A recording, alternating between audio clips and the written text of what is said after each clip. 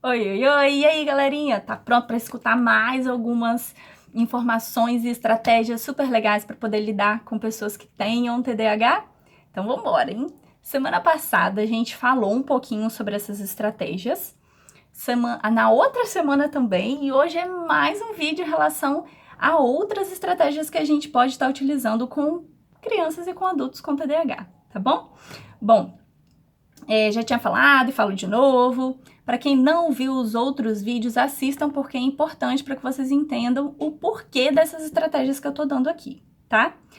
Vamos lá então. Bom, pessoal, a primeira que eu quero entregar hoje para vocês é a questão da gratidão.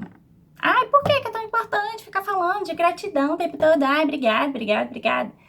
Pessoal, lembrem-se que crianças e pessoas que têm um TDAH não conseguem trabalhar muito bem com a automotivação, tá? Então, o processo de gratidão é muito importante para essas pessoas, porque fortalece a ideia da automotivação. Então, o que aconteceu naquele dia de bacana e o que aconteceu naquele dia que ela teve controle sobre aquilo e que foi muito legal, tá fazendo, né? Ou, enfim, tá reproduzindo ali naquele dia, tá bom? Então, essa gratidão é importante que ela seja falada em voz alta, ou que ela seja escrita, que ela não seja só pensada, que ela tenha aquele momento de, respirar, trazer no aqui e agora, para depois ela falar sobre tudo de legal e de bacana que aconteceu naquele dia. O que as ações dela naquele dia trouxeram como consequências, que isso é muito efetivo para pessoas que tenham TDAH, tá? Uma outra questão, eu tinha falado um pouquinho de recompensas no vídeo passado. Assim, só lembrando, essa gratidão, a gratidão, né, que eu estava falando desse processo, ele pode ser feito através de meditação ou pode ser feito simplesmente, né, no momento de mais calma, por exemplo, e você pega ali no seu caderninho da gratidão, e aí você pode escrever ali, tá bom?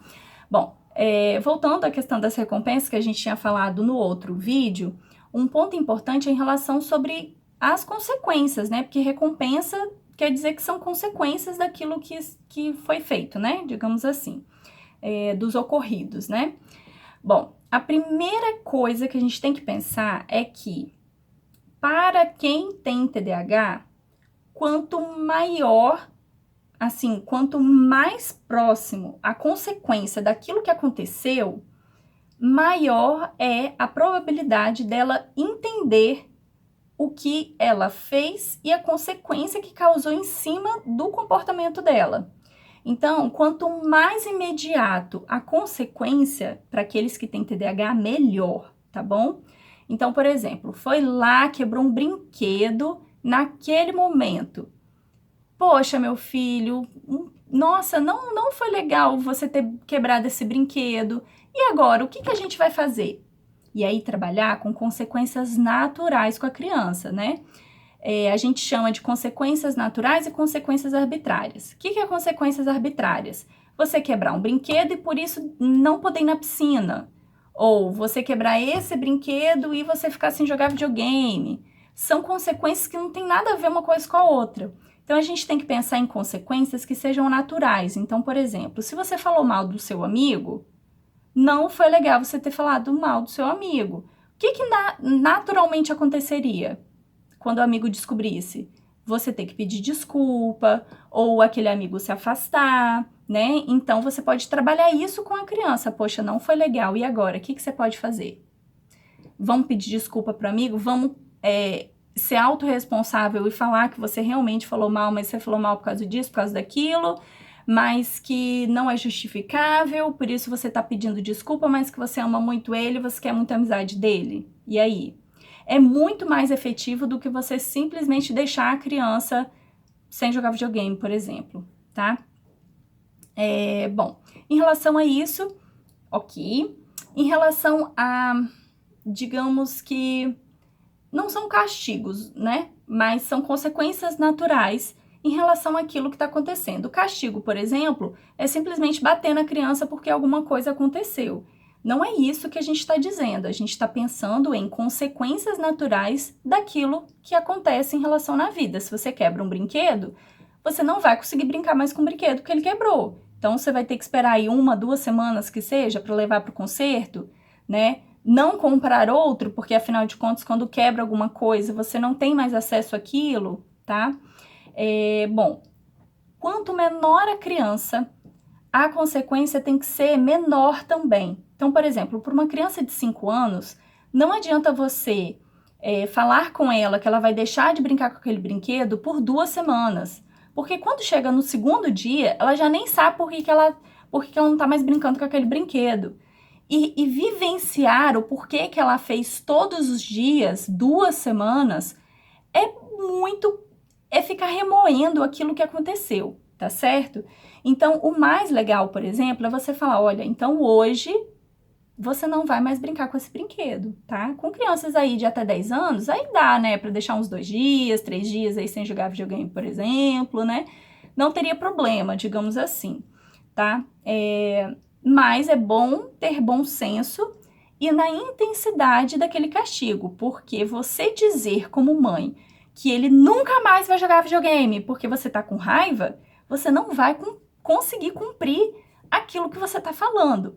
Então, é importante também que você fale com a criança que ela vai cumprir uma determinada consequência daquilo que ela fez com algo que ela consiga cumprir e com algo que você consiga cobrar também, tá bom? Nunca se esqueça disso, porque aí você vai ter a sua hierarquia, você vai ter o seu posicionamento preservado, digamos assim, tá bom? Sempre que um pai falar algo que não quer, a mãe do outro lado, ou aquele outro cuidador, né, digamos assim, que não negue na frente da criança o que um falou, o que o outro falou, porque ele percebe que aí vocês dois não têm resultado nenhum, porque o dia que ela não puder fazer e que um disser não, ele vai correr pro outro para poder o outro dizer sim. Então, fiquem muito atentos em relação a isso, tá bom? O que um falar, o outro confirma. O que um falar, o outro confirma também. Nem que depois lá no quarto vocês conversem, vocês, sabe, briguem lá no quarto, não na frente da criança, tá bom? Que aí ela consegue entender que vocês dois juntos são imbatíveis, que não adianta falar para um ou para outro que se um disser que não é porque é não e acabou, tá bom? Bom, eu acho que é isso, pessoal, hoje. Agradeço muito por vocês estarem assistindo os vídeos, espero que vocês tenham gostado. Se vocês gostaram ou não, por favor, me falem. E se vocês tiverem mais alguma dica do que vocês gostariam de saber mais sobre, eu tô aqui para poder transmitir conhecimento, que essa é a minha verdadeira missão de vida, sabe? Levar conhecimento para vocês, sentir que tá todo mundo aprendendo junto e principalmente que essas crianças e esses adultos com TDAH possam ser mais felizes, tá bom? Um beijo, um abraço, até semana que vem!